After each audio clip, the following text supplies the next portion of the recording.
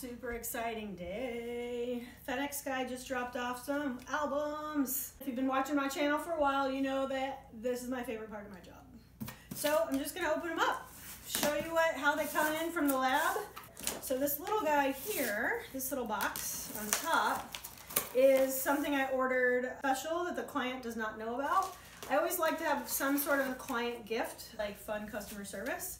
So anyway, they have little envelopes that come with this. And what I ordered for this client as a surprise are these little gift tags. What they ordered are books from a family reunion.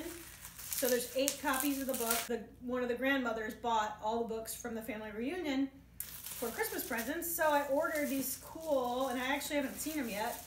I've never ordered them. So when I do a gift for a client, it's usually something that either I'm interested in selling myself and I kind of want to just see what it is, or it's something that I know they'll love that's inexpensive. But so anyway, I made these cute little ornaments. They're technically ornaments, but what they're going to use them for is gift tags. So they come it's a round piece of paper. This is probably a 3x3. And I just put the photo of the group on the front and a to and from on the back. So when I package it, I can do a little string for them and it's ready to go.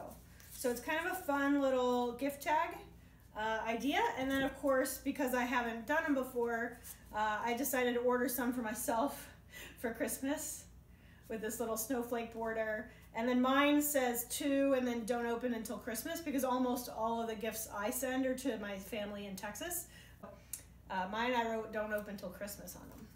But the nice thing about using this professional photo too of me is that I can give clients gifts if I feel like it. You know, sometimes my local clients or some of my top sales from the year, I'll give them a little something at Christmas. And so I finally ordered these little gift tags. They're a little bigger than I would want for a gift tag now that I have them in my hand. So, you know, they might be better for ornaments after all. But now I know, and so it's no big deal because the client didn't order them. I just decided to do it to see how they looked as a gift, and these are discs. So maybe I won't do them as gift tags again, unless it's like a larger album, like a 12x12. But whatever, they're fun anyway. Okay, so now I'm going to open the albums, and I ordered these albums are 8x8. And when I open things, I always keep my box cutter around, but I always cut like on an edge, sort of. You never with a photo product want to cut down. Even though there should still be packaging in here, you never know how it's packaged really from the lab. So if they don't have packing material right on the top and there's an album and you dig in and cut it, you might cut your product. So I always just kind of slide with an edge. Okay, and then I always put the blade away, so that again, I don't want a product sitting on the blade. These books are actually going to be shipped to the client, so I will take the label off of the box and reuse the same packaging, the same box to ship it to them. I like having most of my products come to me first to double check the quality. Plus, I wasn't totally sure if these albums came with a box, so I have my own 8x8 McKay's Photography album boxes that I can repackage them in. Plus, I wanted to do those gift tags on there. So I like to just see some stuff. For me, I could have shipped them straight to the client, but the experience isn't quite the same. So I'll save all this packaging in the box for the clients. And let's just look at some albums. So first of all, I want to make sure I have enough. There's 1, 2, 3, 4, 5, 6, 7, 8 albums. Perfect. So I will save that. So this company did include a box, which is amazing. That's awesome. And you know, it's just a nice black matte box. That's perfectly fine. And like I said, if I do these gift tags on them, it's gonna be quite a big gift tag. So maybe I won't do it. I'll still send them to the client and then I'll let her decide if she wants to use them or not. Okay, so let's just open up one of the books. I do, with an order like this with multiple books, I will look through each book because I want to make sure that there's no problems. Sometimes, especially with mass-produced things, you know, I just want to make sure that there's no random weird stuff. We ordered this cute little 8x8 book for everybody in the family, and this is called a Distressed Cappuccino cover. And it's just a nice small little book. And I'm just going to quickly go through, it's upside down. Just gonna quickly go through it and just double check the printing. Oh, that looks great. And if you've been following along on my YouTube channel for a while, there's actually a tutorial of like how I laid out this book.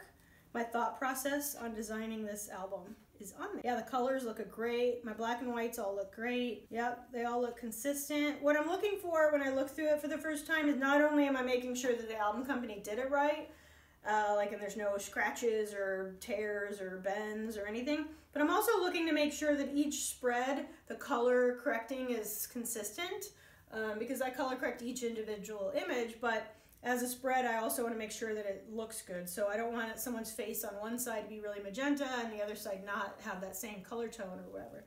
So anyway, they look pretty good. Looks good. I usually hold it by the edges so I don't get my fingerprints all over it. I also have some fine art gloves that sometimes I'll use if it's a lot of black space on the album that'll show my fingerprints. Yeah, these look great.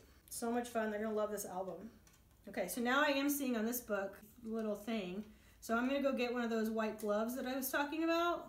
You can use your nail a little bit like I am, but you don't wanna go too deep because then it will scratch the actual paper. And you don't wanna scratch it yourself before you give it to the client. So I'll go find the glove and do a little bit more. I got most of it off, but it's really bothersome that there's a little black spot in the white space, and I don't want the client to see that. Another thing you want to watch out for when you're doing this, like right now I'm talking, I need to make sure I don't spit on the book accidentally. Yeah, these look awesome. Cool. So I'll just show you real quick. So this is the book that I designed for a family reunion on Keuka Lake in the Finger Lakes of New York. So we opened with where it is and the year, the month and the year, and some just detail photos and then the house. And then we go into why I was hired, which was this photo. So I was hired to do this photo. So there's a sales tip. I was hired just to do like basically this, but I knew from talking to the client and once I got there and see how they were all dressed, I knew I could do some candid photos and some more like activity photos because it wasn't a formal, they weren't dressed for formal portraits typically. So I love the fact that immediately I could pick up on that, and that's how a book came about because I overshot what I was hired to do. And this is what they told me to do, but I knew that what they really wanted was more of this. And that's what I liked photographing anyway. So in between families being ready or not there yet, I was doing a lot of candid photos. So anyway, I start with, you know, here's where we are, here's who we are, then here's how it felt to be there. So they're making pies, they're making 80th birthday cards, you know, they're shucking some corn, get a tour of the kitchen, and then we go into, here's the 2 sets of grandparents and all their kids with their spouses, and then we go into, here's the oldest son and his, the oldest son and his family, then we've got the next one and his family, then we've got the daughter and her family, and then we've got another son with his family. And then I just go into more candids. So I break up the formals with some candids. So here's like a bubbles page, the kids playing with bubbles. Then we have just the 4 kids by themselves. Again, to break up the formals, so it's not just all formals. And then here we have all the 4 ladies. And then just more candids. And then all the grandkids. I ended it with all the grandkids. And then grandpa's. So it was a grandpa's 80th birthday. And that's it. So there's 1 out of the 7 books. I'm not going to show you all 7. I will look through them all and make sure they're ready to go. And then because it's a brown distressed leather book, my actual album boxes are brown because that's my branding. And they'll actually match this book better. So I'm going to repackage everything in my own packaging. If this was a black leather book, I probably would just leave it in this box, honestly, and maybe put my business card or my sticker on the inside of the box. Not on the book, but in the box. And a lot of times when I design a book, I will put my logo on the very, very last page, really small. You know, there's no reason why you can't put your own logo on a book. So it's like a signature from an artist, really.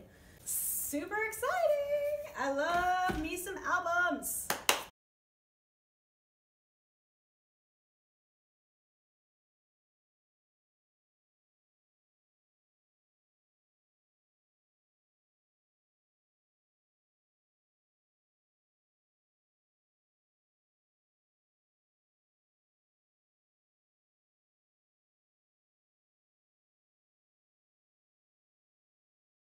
And so sign up for my wedding album sales masterclass that I have coming up soon.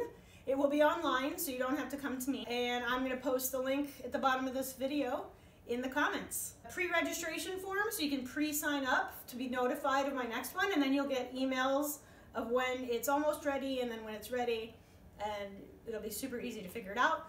But in the meantime, if you want your own one-on-one before that's out, then just leave me your comment in the notes on my channel, and I will reach out to you and talk to you. I love doing Skype 101s. So for example, these are family portrait books, which is great. If you want to just work on something like this, I can Skype with you and do a one-on-one and just talk about like, what do you need? And then I can help you flush out your pricing, how to streamline the sales process, and then also how to shoot it too. So that's part of the sales, is shooting for the sale.